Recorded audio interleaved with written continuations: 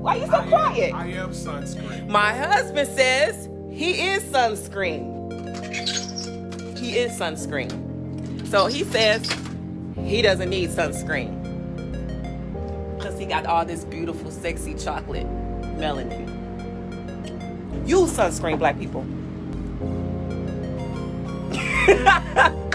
Okay, we not getting nowhere. But you know, at the end of the day, what's going to happen is I'm going to say, I want you to wear sunscreen. He's going to say, I'm not going to wear sunscreen. I'm going to just cry and say, but I love you. Can you please wear sunscreen? Because I think it's really, really important. And he's going to wear sunscreen.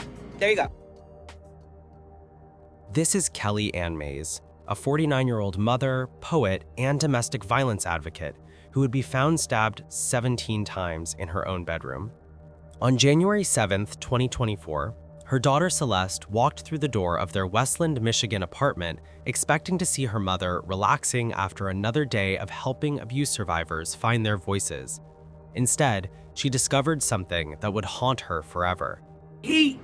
My grandma working in the heat. They ain't had no sunscreen. They was working. They was getting it in. Like, go in the kitchen and get the Me and my biscuits. husband are the same color. Look at us. We the same color. We sure is. We the same color. I'm dark, just like my husband. I got the melanin. You have a dark mind. I hate you. He gonna still wear the sunscreen. I don't know what he's talking about. He mad. I always win the arguments because, you know, I'm the wife, I'm prettier, and I just show him my boobs and I win the argument. But before we get to the devastating moment that ended Kelly's life, let me take you back to where this all began and show you a disturbing pattern that even Kelly herself, with all her experience helping victims, somehow couldn't escape in her own life. The man brutally took Kelly's life was the man she was deeply in love with, her husband, whom she trusted and spent 13 years of her life with. His name is Jimmy Lee Brown, a 46-year-old rapper from Highland Park who performed under the stage name Supa MC. He even had a small, uncredited role in the Eminem film 8 Mile, connecting him to Detroit's hip-hop scene. But Brown's relationship with Kelly was anything but a success story, and the events of that January evening would expose the brutal reality lurking beneath the surface of what appeared to many as a complicated but manageable partnership. Kelly wasn't just any victim. She was a survivor turned advocate who dedicated her entire life to helping other women escape the exact fate that would ultimately claim her. She held 2 master's degrees and worked as a mental health counselor, collaborating with organizations like Haven, a nonprofit that supports domestic violence survivors throughout Michigan.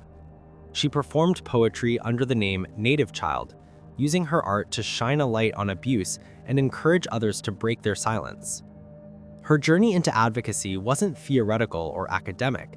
It was deeply personal, rooted in her own survival of an abusive relationship back in 2010. In a 2023 interview with the Detroit News, Kelly opened up about what she endured in that earlier relationship, describing how control and physical violence eventually landed her in the hospital on her youngest daughter's first birthday. The turning point came when her oldest daughter, Celeste, who was just 13 at the time, looked at her mother with tears in her eyes and said something that would change everything. "Mom, I can't be in this space with you, watching you struggle and suffering."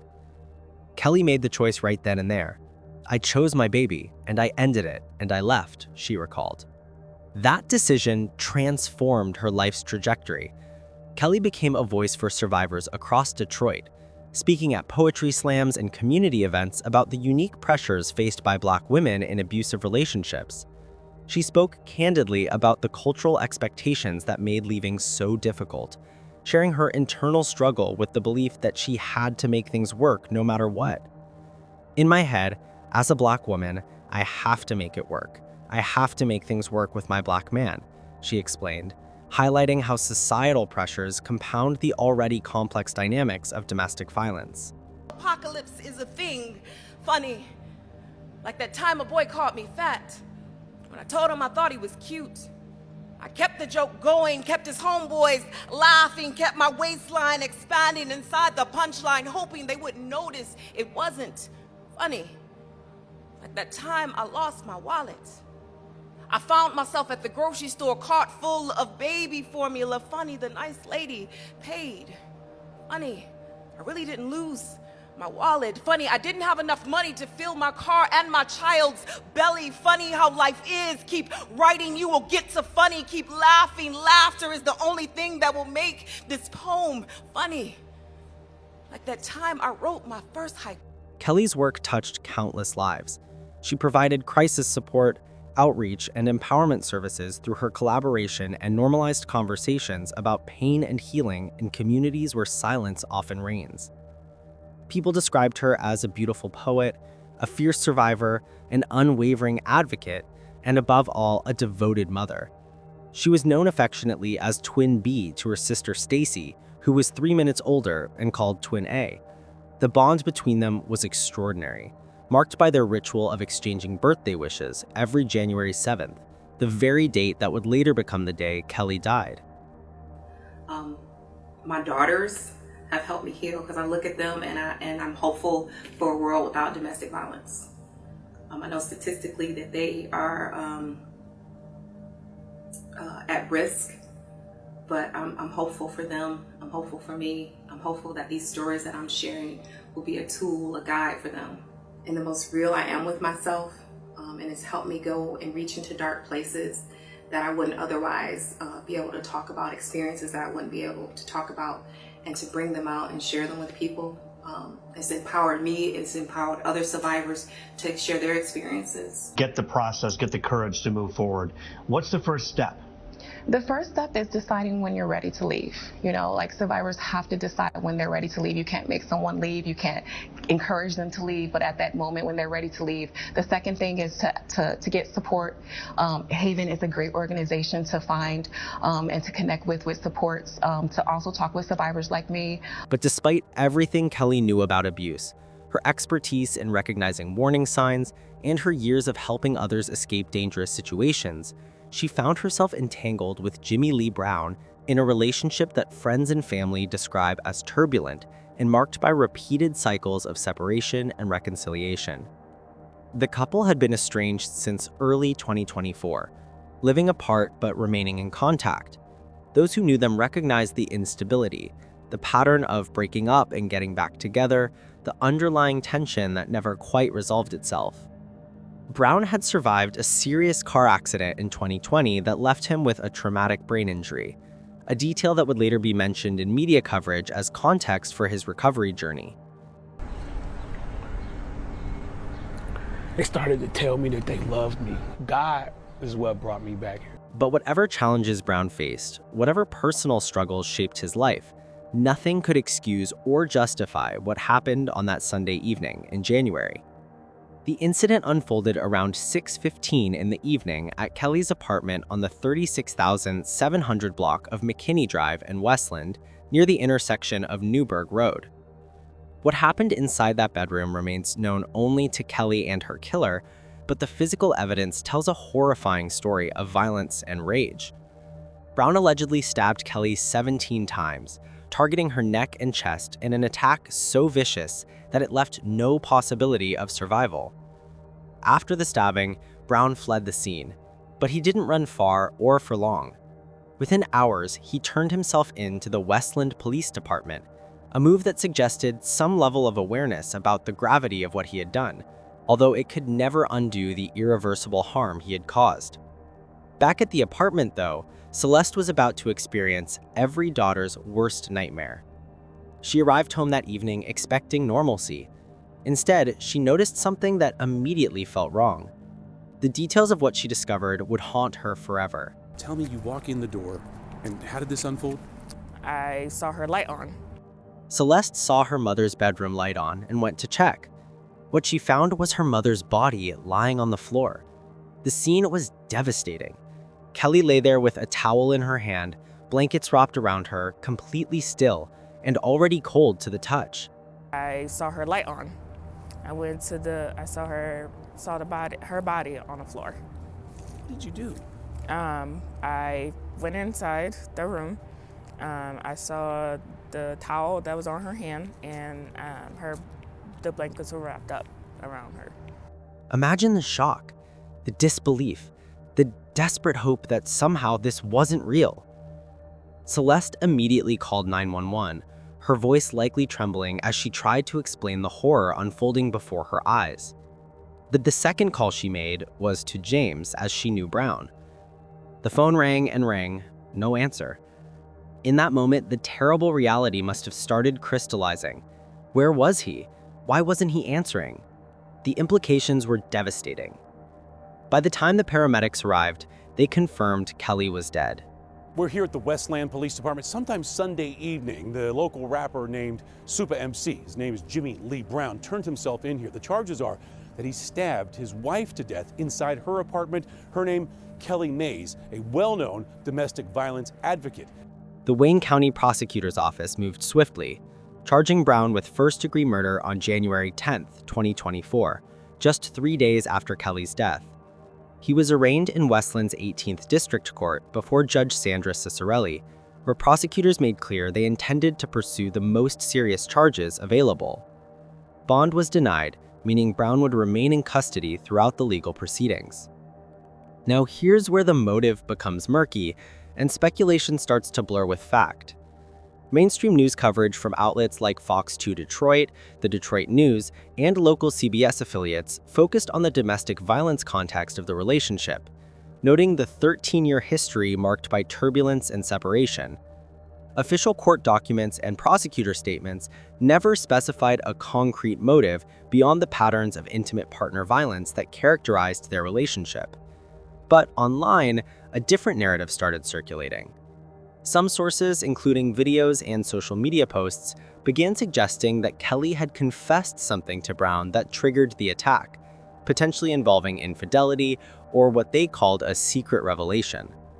However, these claims remain completely unverified, and no family member has publicly validated this version of events. What we're left with is speculation that may reflect assumptions people make when trying to understand why someone would commit such a brutal act, rather than actual facts about what transpired. Ralph Mays, Kelly's father and a retired police officer, grappled with the same questions everyone else was asking. He pondered out loud, trying to make sense of the senseless. I believe he might have even loved her, I don't know. I don't know why people do horrific things like that, Ralph said, his words capturing the profound confusion that follows such violence. The legal process moved through its scheduled checkpoints. A probable cause conference was set for January 25th, followed by a preliminary examination on February 1st, both before Judge Cicerelli, to assess whether sufficient evidence existed to bind the case over for trial. But the case never made it to a full jury trial. Instead, approximately 1 year after Kelly's death, in mid-February 2025, Brown accepted a plea deal. Rather than face first-degree murder charges with the possibility of life without parole, Brown pled guilty to second-degree murder. This plea agreement represented a strategic calculation on both sides. For prosecutors, it guaranteed a conviction and significant prison time without the uncertainty of a trial. For Brown, it avoided the risk of spending the rest of his life in prison with no possibility of ever walking free. But for Kelly's family, the plea deal carried mixed emotions. While it brought a form of closure and avoided the trauma of reliving Kelly's death through a lengthy trial, it also meant Brown would eventually have a chance at parole. Sentencing took place on March 10, 2025 in Wayne County Circuit Court. Brown received a sentence of 18 to 40 years in prison. Under Michigan's sentencing guidelines, this means Brown must serve the full minimum of 18 years before he becomes eligible for parole consideration, which projects to around 2043, assuming good behavior and no additional complications. During the hearing, Brown attempted to express remorse for his actions. I wish I could say I'm sorry a million times, and each time brings Kelly back. He told the court, "I wish I could say I'm sorry 1,000,000 times, and each time bring Kelly back. I have the greatest sympathy for this entire family."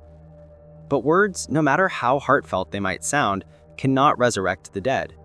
They cannot return a mother to her daughters, a sister to her twin, a voice to the community she served.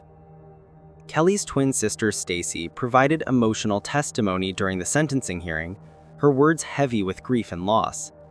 She spoke about their birthday ritual, the ecstatic messages they exchanged every January 7th, It is very hard to tell the sentencing judge the impact of losing your twin sister because she was stabbed to death multiple times by her husband. My twin. Kelly was known as Twin B, the younger twin, as Stacy was just 3 minutes older. I always received an ecstatic happy birthday twin A from her, and I would reply, happy birthday twin B. Stacy made clear that the family would fight against any early release, planning to attend every parole hearing and advocate against leniency.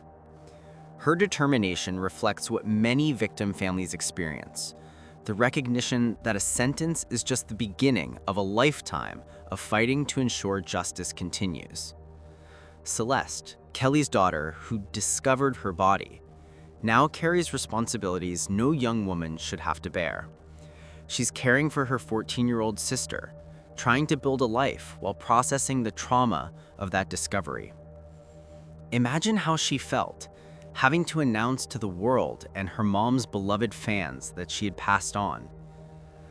She expressed hatred toward Brown, disowning him as any kind of father figure, despite the years he spent in their lives. The betrayal runs deep. The man who was supposed to protect their family became the one who destroyed it forever. This case is clear evidence of the epidemic of intimate partner violence, particularly as it affects Black women. Statistics show that Black women are 3 times more likely to be killed in domestic violence situations, with 90% knowing their killers. The CDC identifies domestic violence as a leading cause of death for Black women aged 15 to 35.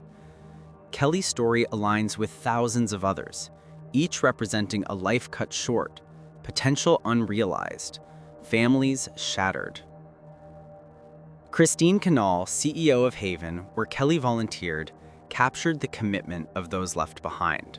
She's an advocate that is going to be missed by multiple advocacy agencies in the state. Christine Canal is the CEO of Haven, a complete program to help victims of domestic violence become strong survivors. Kelly Mays was a speaker with Haven, sharing her survival story. Her voice was so very strong.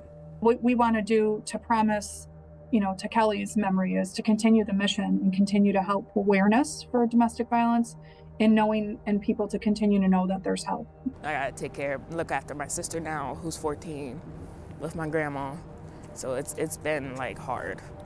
The organization pledged to honor Kelly's memory by continuing the work she started, ensuring her voice, though silenced, would still echo through the lives she might still save.